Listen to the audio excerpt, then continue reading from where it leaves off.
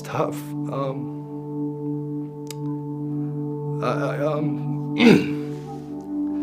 I can't really explain it. It's hard to unless you go through it. But depression, when you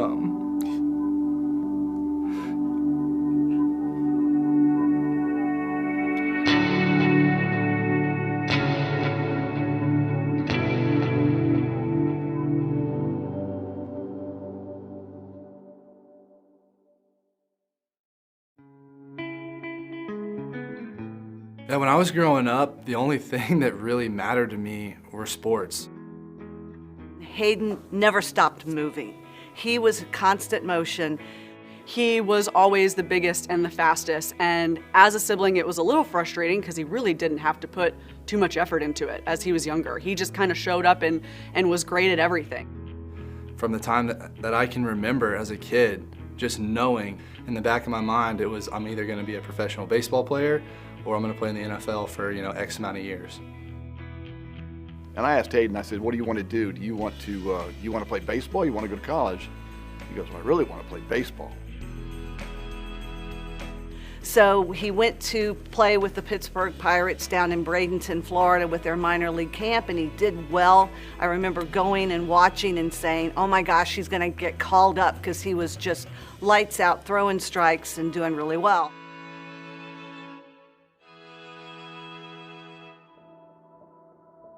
He would start calling during the week and say, hey, what are you doing this weekend? And I said, oh, no, nothing. Can you come down? I'm like, what's he want me to come down there for? And he would every week call me, come down, come down, come down. He wanted me around all the time. We would have phone conversations and he would tell me that he was struggling, and he would tell me that he was starting to not be able to feel his hands when he would pitch, or he didn't know where the ball was going. I just didn't understand that because, again, my entire life of watching him play, he was just great. I kind of felt this weird feeling in my hand where the ball just wasn't sitting right. My hands were getting really sweaty, and I felt like I didn't have control like I normally did. And then sure enough, I let like a 94-mile-an-hour fastball go, and it hit this kid in the head, and it knocked him unconscious, and they had to come and scoop him up off the field. And for me, it was just sheer embarrassment. I feel like I finally knew that something was really dark and something was really going on when we would FaceTime him, and he was in a dark room in the middle of the day by himself. And as far as this camera is away from me, I couldn't even play catch with a kid. And I'm supposed to be a professional baseball player, and it was horrible. It really affected me on the field, obviously, and then off the field, it just created a downward spiral in my life. He would get to the point with drinking that he would black out because he just didn't want to have those feelings anymore. And it was very tough on us because he didn't come to us. He actually went to a pitching coach and just said, I'm not enjoying this anymore. And he said, look, I've never seen a kid try to fix something so hard in my life. He says, and I've been doing this all my life.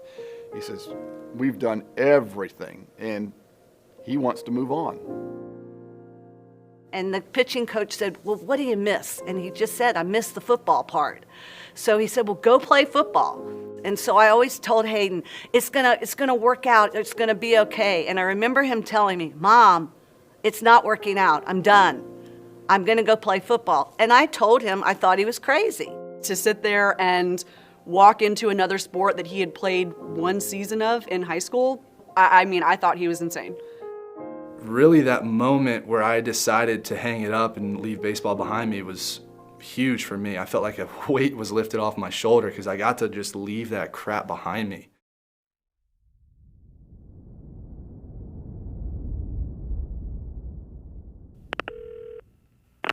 Jerry, how you doing? Steve Spurrier Jr. calling you about 1:30. Hayden has been officially admitted to the University of South Carolina, stamped and approved. I honestly thought that I was going to leave everything behind me. I get to South Carolina, and I'm still drinking, I'm still turning to drugs, trying just to numb that pain, I guess, of having my childhood dream ripped away from me. What I went through for those 3 years was horrible. And he was drinking like he was at a bar. Like he was heavily drinking in a family setting, just on a Saturday night with the rest of us, to the point where he was getting really intoxicated and really blacking out and kind of mean, and he's never been like that.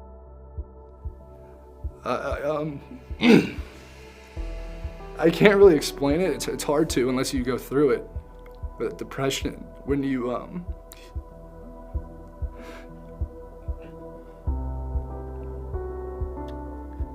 feel like nobody's there, despite my family being so close, and they're willing to do whatever. But when you're in that headspace and you're in that dark spot, you feel alone. You feel like nobody's there, nobody cares.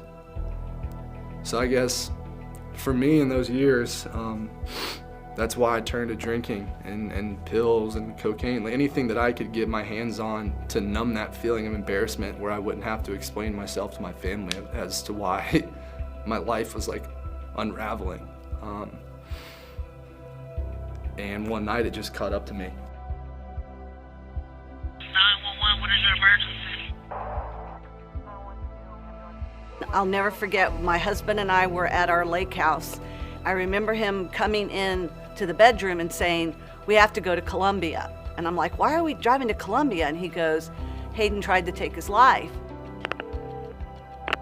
Kylie, this is Mom. When you get this message, it's pretty important. Please call me as soon as you can. Please call.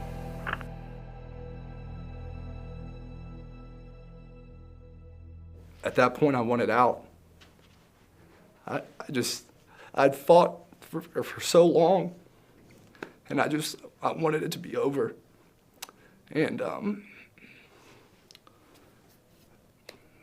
for some reason, I got a second chance at this thing.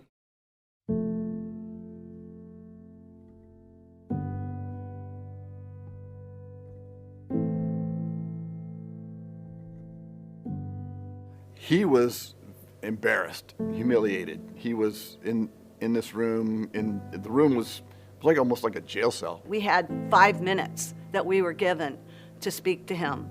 And he held his head down and he wouldn't talk to us. And I said, "Hayden, we have 5 minutes with you.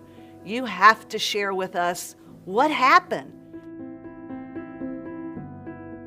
It was the best and the worst thing that's ever happened in my life, because when I made that decision, when I was sitting in that hospital room, kind of reflecting on everything that I had done, I made a promise to myself. It's like, I'm not going to do this again. You know, for whatever reason, God looked down on me and gave me a second shot at this thing.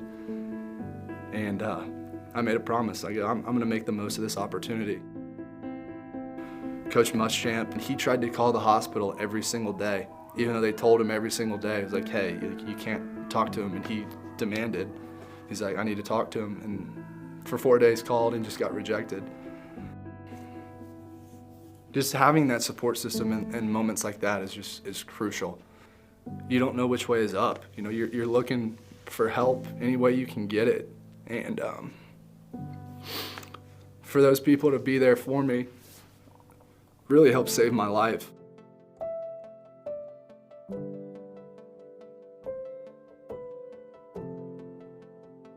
And he started just on his own, just cleaning up. He hasn't had a drink since that night. And I dove straight into football. And I was working out 2-3 times a day. You know, guys on the team were like, "Man, he's a kiss ass and he's trying to show the coaches." But I didn't care. I blocked everything out and I dove in 100%.